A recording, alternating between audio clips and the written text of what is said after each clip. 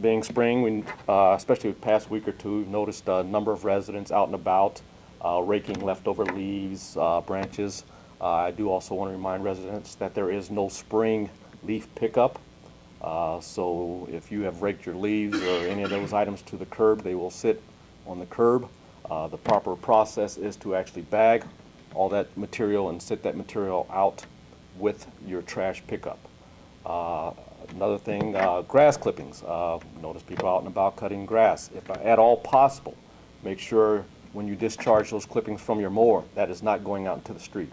A lot of times with the heavy spring rains, you start to get catch basins clogging, and I'm going to say probably 75% of the time you go to a catch basin, it's clogged. What's in it? It's grass clippings. So just a reminder, if possible, to point, if you're close to the curb, actually point that discharge back into your yard.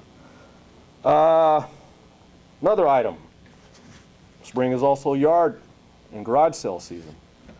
Just a reminder that all garage sales do require a permit, and on that permit, the permit actually tells you where you can and cannot put signage. If you go out and put a garage sale permit in your tree lawn, on a signpost, on a stop sign, and someone picks it up, more than likely it was somebody from my office that picked it up. Be very mindful that any of those signs that you may have for garage sales need to be put place. If you have a sidewalk, basically the house side of the sidewalk. If you don't have a sidewalk, the good rule of thumb is behind any pole line, closer to the home. And last but not least, and we did see a couple of these come out as well when the weather turned 80, we're back to the basketball goals posts, the portable goals. Same thing with the signs, just a reminder that please do not leave those in the streets. We will come out, pick those up, we will tag them, let you know that we were out there, and if they remain out there, they can be picked up. And I'm always surprised of where people will and will not play basketball. For me, I love the game of basketball, but you cannot find me putting a portable basketball goal out on Elm Street, which is where I've seen one. So just a reminder to the residents, it's normal spring, just be safe, and if all possible, help the street department out a little bit. Thank you. Thank you, Swell. Connie Miller is here with a couple of announcements about springtime opportunities for folks to be involved. Thank you very much. I'm here representing LACNIP and two of our very important programs, and they tie right into what our previous speakers have talked about this morning. I'll start with wellness first. LACNIP sponsors a community garden project. This will be our third year. We have 6 community gardens throughout the city that are available for anyone who would be interested in having a garden plot, learning how to garden. For $10, you can rent a 10 by 10 garden plot. I shouldn't say rent. It's a registration fee. And you will get that $10 back in a voucher to use at D. Havens for your seeds, plants, tools, whatever you would like to use it for. Our garden sites are located at the Martin Luther King Park, the Freedom Elementary School, the Liberty Elementary School, the Emerson former school site, the North Park Community Church, and the Riverside North Garden at Spring and Collett, which is actually owned by St. Rita's. We will have a registration and information meeting on April 24th at 7 p.m. at the Cambridge Center. They're on North Central. You've seen the Cambridge Center in the news lately, so everyone knows where it's at now. We will have a class on the gardening ABCs, and we will have a tool training at that meeting. LACNIP is refurbishing the tool sheds. The tool sheds are a lending opportunity where residents can borrow tools and use them and then return them. We're going to be a little more organized with our tool sheds now.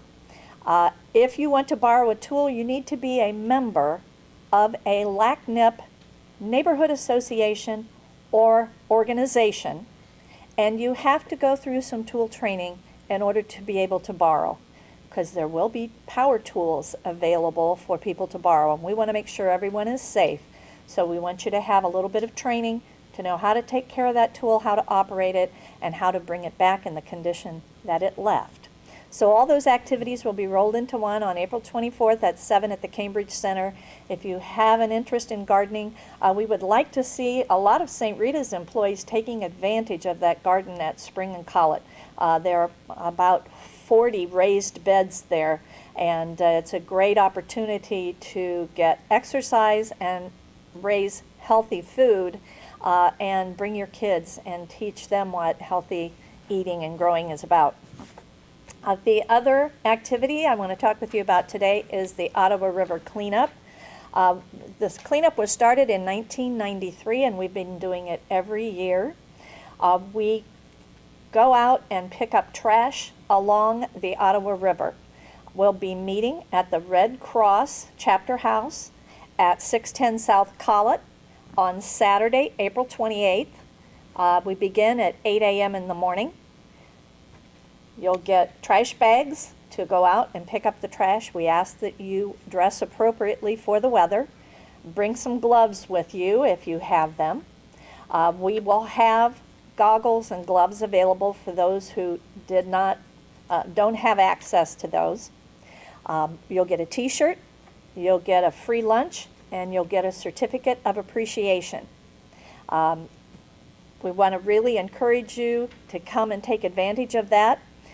In regard to the grass clippings in the street, those end up in the sewer, as Saul said, and many of those go directly to the river. So you're also polluting the river when you do that, and so we want to tie into that and say, let's keep our river clean, the water and the banks.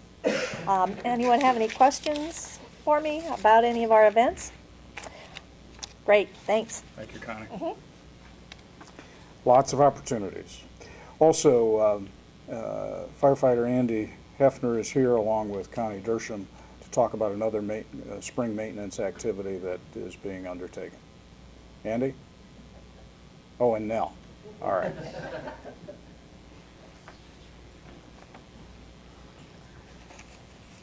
Good morning again. Okay, we're going to be also, LACNIP is going to be involved in painting fire hydrants along with the fire department. And what we're looking for are youth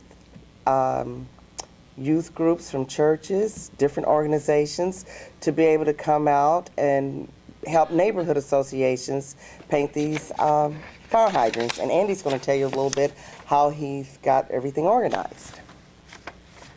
Good morning. First of all, I'd like to thank LACNIP for helping the fire department.